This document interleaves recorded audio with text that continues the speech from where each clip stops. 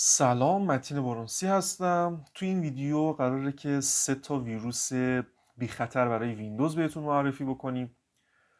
این ویروس ها هیچ آسیبی به سیستم وارد نمیکنه و صرفا جنبه سرگرمی و حالا اذیت کردن اون تارگتمون رو داره. لینک این پستی که داخل وبسایت بابلز لرن منتشر شده رو واسهتون قرار دادم اینجا، میتونید وارد این صفحه بشید. کدهایی که خب مربوط میشه به اون ویروسمون رو اینجا قرار داده، کافیه که کپی پیست بکنید. من این ویروس ها رو واسهتون اجرا میکنم و اینکه شما میتونید کدهاشو از اینجا بردارید، استفاده کنید و لذتش رو ببرید. خب بریم موش آزمایشگاهیمون رو از اینجا بیاریم. طبق معمول سیستم عامل ویندوز که همیشه نقش موش آزمایشگاهی ما رو بازی کرده اینجا قرار داره. من داخل یک ماشین مجازی دارم ویندوز رو اجرا میکنم و ویروس ها رو قبلا اینجا وارد کردم. نگاه کنید، کد ویروس رو از اینجا کپی میکنید، بعد روی سیستم عامل کافیه که نوتپد رو باز بکنید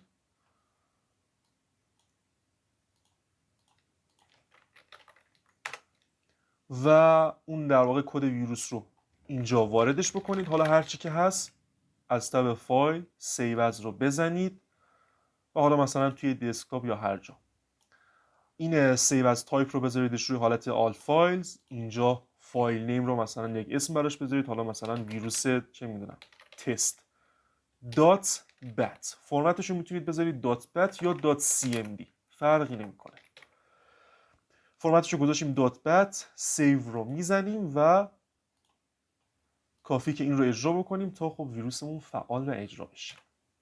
اولین ویروس میاد چیکار میکنه؟ میاد به تعداد زیادی پنجره نامحدود از CMD باز میکنه که خب باعث میشه سیستم هنگ بکنه و ما مجبوریم اون رو خاموش بکنیم یا ریستارت بکنیم. من این ویروس رو اجرا میکنم که با هم دیگه خروجی رو ببینیم.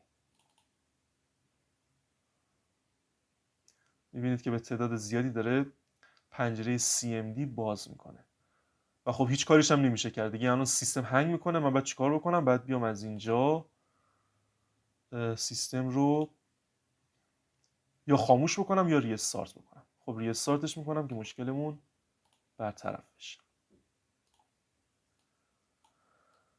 تا موقعی که این بالا میاد ویروس دوممون رو اینجا داریم. این ویروس میاد به تعداد خیلی زیاد و نامحدود در واقع پوشه میسازه.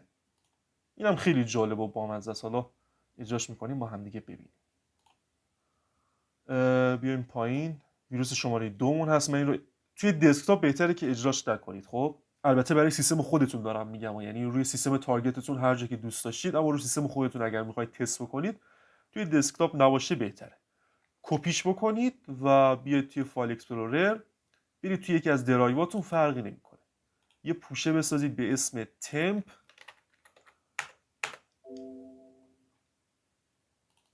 و اینجا ویروس رو اینجا اجرا بکنید. خب حالا من اینجا اینو اجراش بکنم.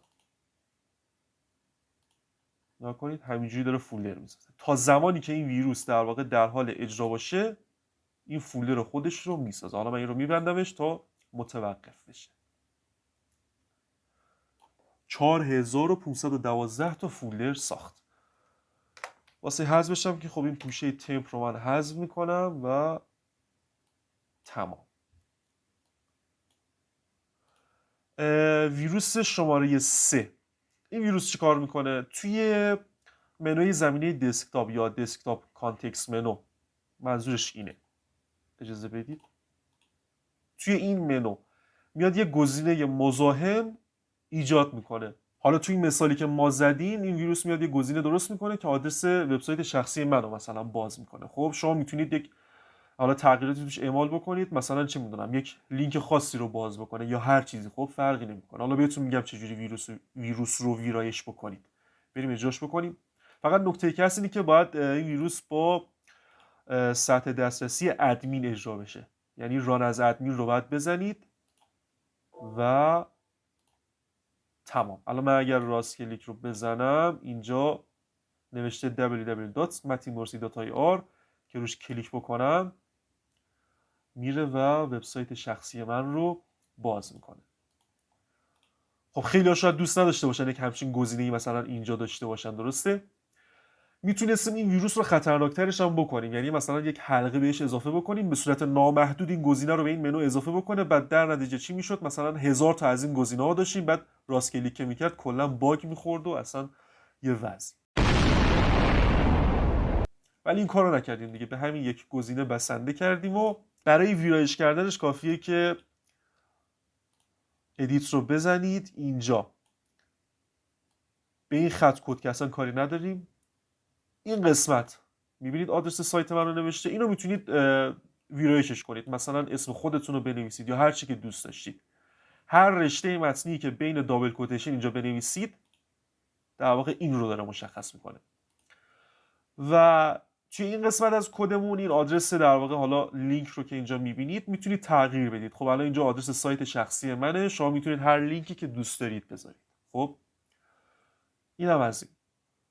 و فقط هم لینک نیستش، یعنی میتونید یک ویروس بسازید که به جای لینک مثلا چه میدونم یک نرم افزار رو بره باز بکنه یا یک بازی رو یا هر چیزی. خب حالا ما اینجا مثلا توی این مثال لینک رو قرار دادیم و برای حذفش هم خب ما اینجا باز یک کدی واسهتون گذاشتیم، کافیه که این رو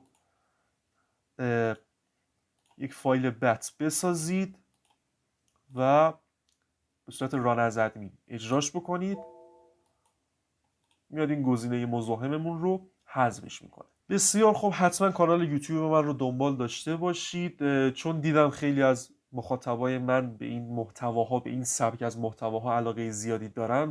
تصمیم گرفتم که ساخت ویروس رو به این شکل آموزش بدم و داخل سایت بابلزن قرار بدیم. البته این ویروس ها بی خطر هستش، شاید یک ویروس خطرناک هم نوشتیم و آموزشش رو منتشر کردیم. یه ویروسی که مثلا بیاد کل تنظیمات سیستم رو به هم بزنه، دیگه واقعا کاربر مجبور شه که ویندوزش رو عوض بکنه. بله، از این ویروس هم میتونیم بسازیم که حتی آنتی ویروس هم تشخیصشون نده. به احتمال زیاد یک ویدیو در این رابطه ضبط بکنیم. و اینکه کلام آخر، ما سیستم عامل ویندوز رو فقط در حد یک موش آزمایشگاهی قبولش داریم.